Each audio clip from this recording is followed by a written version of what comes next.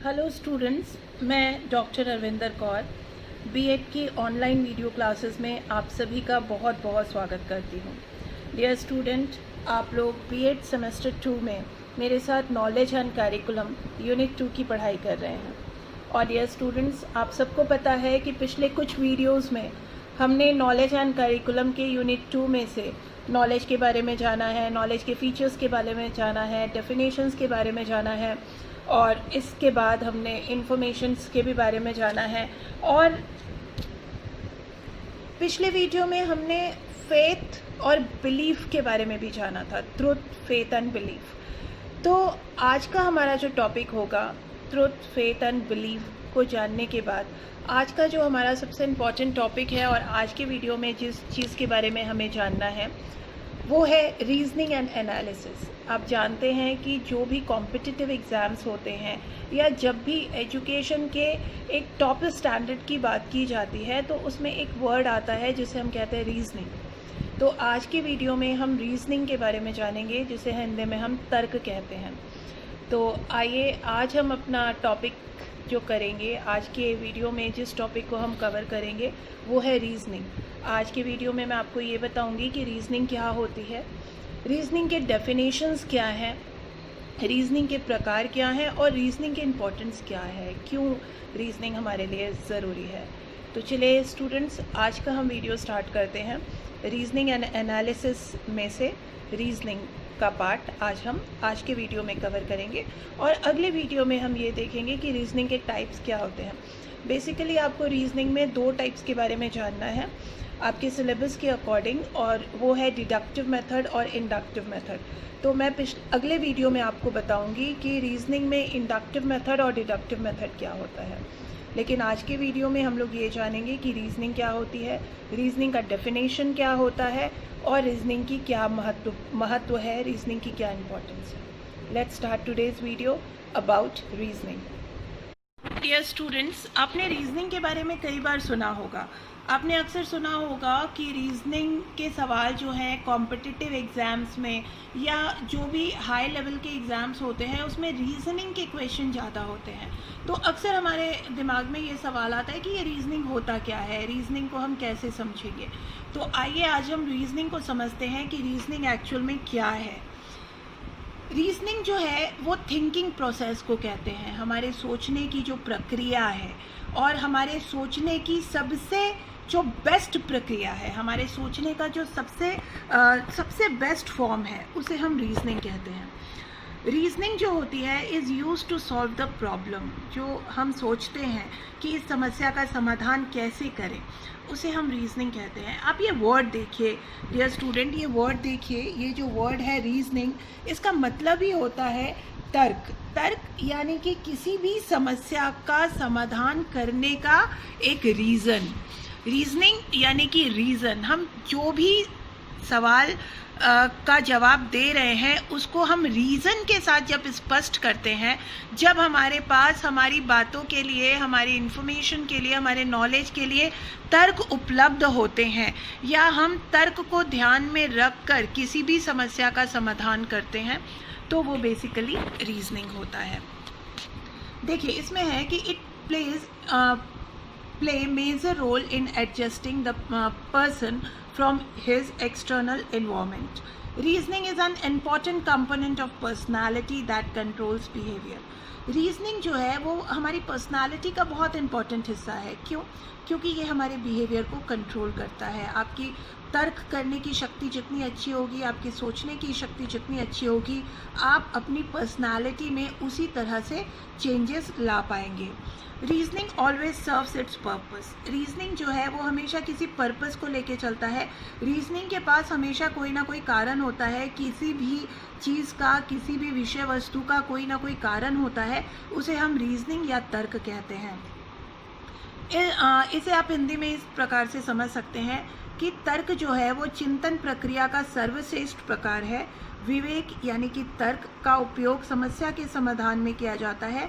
यह व्यक्ति के उसके बाह्य वातावरण से समायोजन में अपनी प्रमुख भूमिका का निर्वाह करता है। तर्क व्यक्तित्व का एक महत्वपूर्ण घटक है जो व्यवहार को नियंत्रित करता है, और तर्क सदैव उद्देश्यपूर्ण होता है। तो तर्क के पास हमेशा कोई ना कोई उद्देश्य रहता है और वो किसी ना किसी पर्पस को लेके चलता है। और तर्क जो है वो एक जटिल मानसिक प्रक्रिया है, आपके मस्तिष्क का एक व्यवस्थित स्वरूप है। आप किसी भी समस्या का समाधान जो है वो तर्क से ही निकालते हैं। चलिए हम जानने की कोशिश करते हैं कि रीजनिंग के डेफिनेशन क्या है, क्योंकि ये हमारे एक सब्जेक्ट का एक पार्ट है, हमारे सिलेबस का हिस्सा है, तो हमें इसकी डेफिनेशन जाननी होगी ताकि जब भी हम एग्ज़ाम में तर्क की या रीजनिंग की परिभाषा लिखने को आए तो हम उसको कैसे लिखेंगे। तो अकॉर्डिंग टू एरविंग के अनुसार रीजनिंग जो है या रीज़न जो है, reason is that special kind of thinking. Reason जो है वो इस तरह की स्पेशल काइंड ऑफ थिंकिंग है, एक विशेष प्रकार का चिंतन है, called interfering in which conclusions are drawn from its premises। वो जिसमें कि निष्कर्ष निकलता है, एक आधार निकलता है, ताकि हम अपने दिमाग से सोच करके एक निष्कर्ष निकालते हैं, एक आधार निकालते हैं, और उसका कोई ना कोई हमारे पास एविडेंस होता है, कोई ना कोई उसका आधार होता है। मतलब हमने जो भी सुझाव दिए हैं और जो भी हमने उसका रिजल्ट निकाला है, उसका हमारे पास कोई ना कोई आधार है, कोई ना कोई रीज़न है।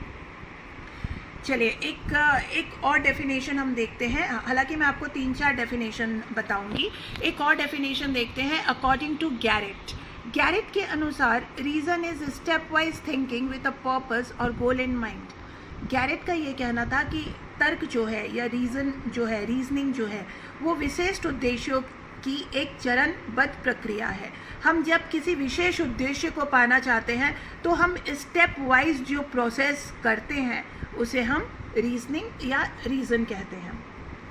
और मन के अनुसार, मन का ये कहना था कि reasoning is combining past experiences in order to solve a problem which cannot be solved by mere pretension of earlier solution। मन के अनुसार कि मन का क्या तर्क है, मन का ये कहना है कि तर्क यानी कि रीजनिंग व्यक्ति के विगत अनुभवों के आधार पर किसी समस्या का हल न होने की दिशा में पूर्व अनुभवों को व्यवस्थित कर विश्लेषण द्वारा समस्या का समाधान प्राप्त होने की स्थिति है।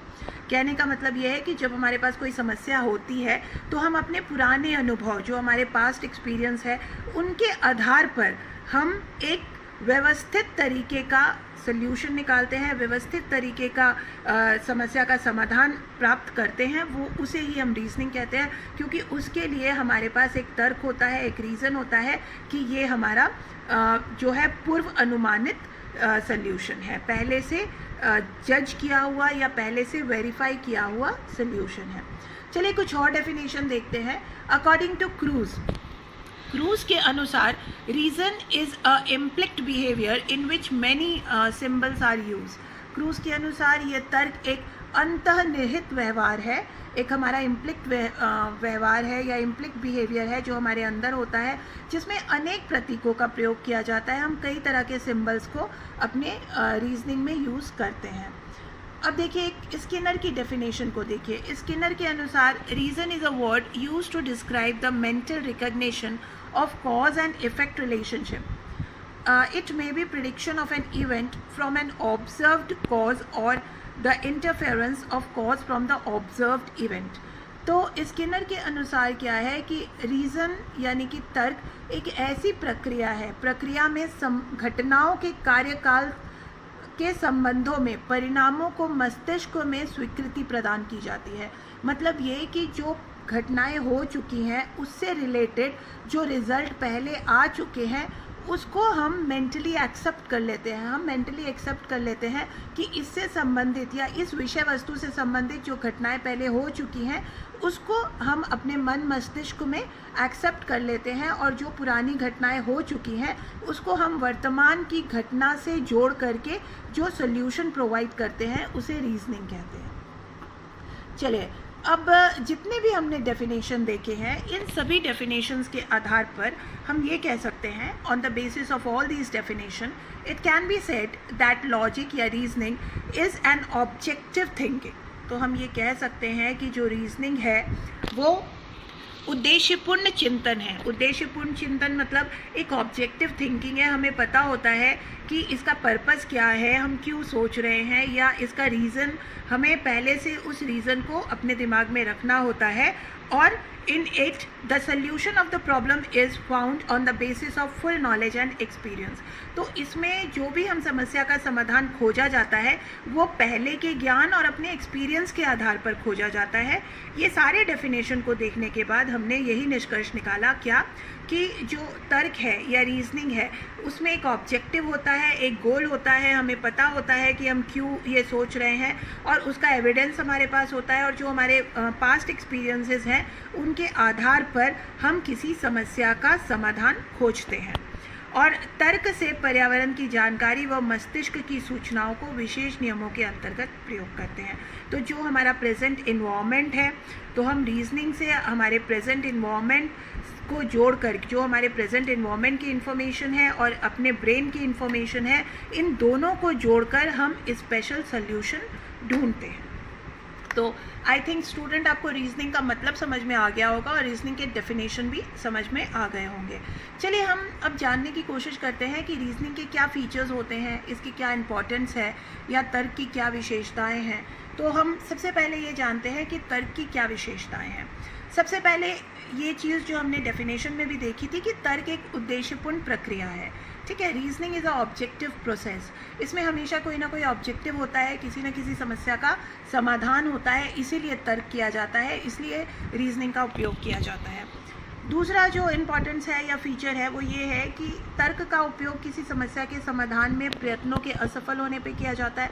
मतलब जिस समस्या का हमें समाधान करना है और जिस समस्या का समाधान हमें नहीं मिल रहा, तो हम क्या करते हैं कि reasoning is used when attempt to solve a problem is fail.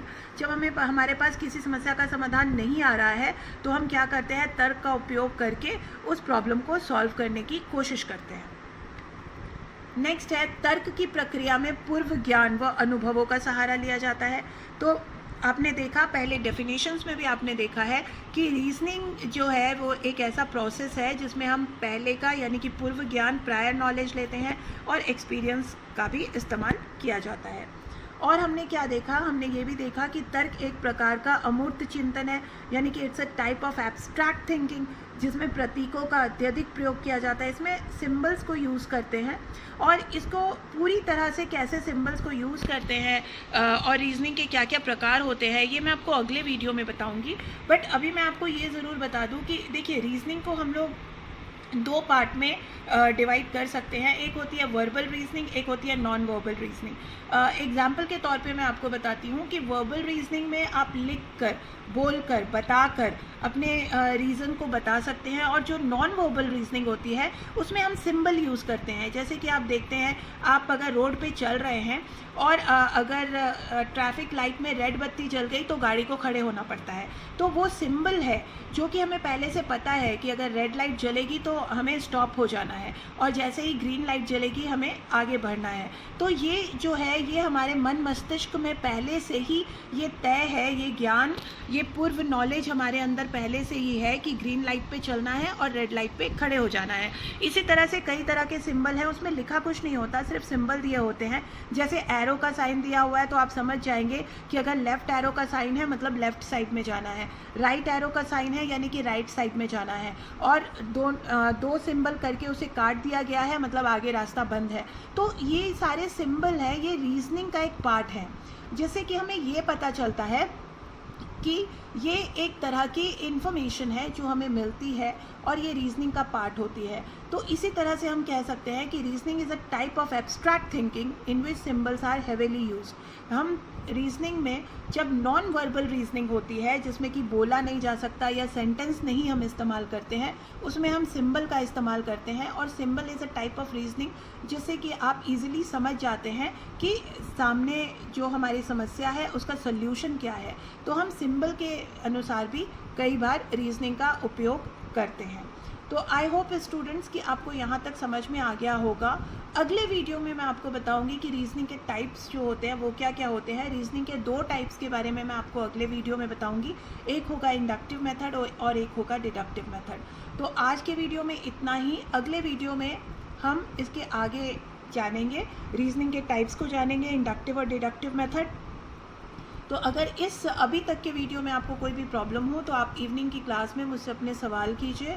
और इसके नोट्स मुझे लगता है कि बहुत आसान है, आप इजीली वीडियो को देख करके बना सकते हैं। तो मैं आपसे यही कहूँगी कि आप इसके नोट्स वीडियो को देख करके अपने कॉपी में बना लीजिए, लिख लीजिए और नोट्स बनाने के बाद मुझे दिखाइए। और भी कोई प्रॉब्लम हो तो आप मुझे व्हाट्सएप करके पूछ सकते हैं या इवनिंग की क्लास में अपने सवाल कर सकते हैं। So thank you so much.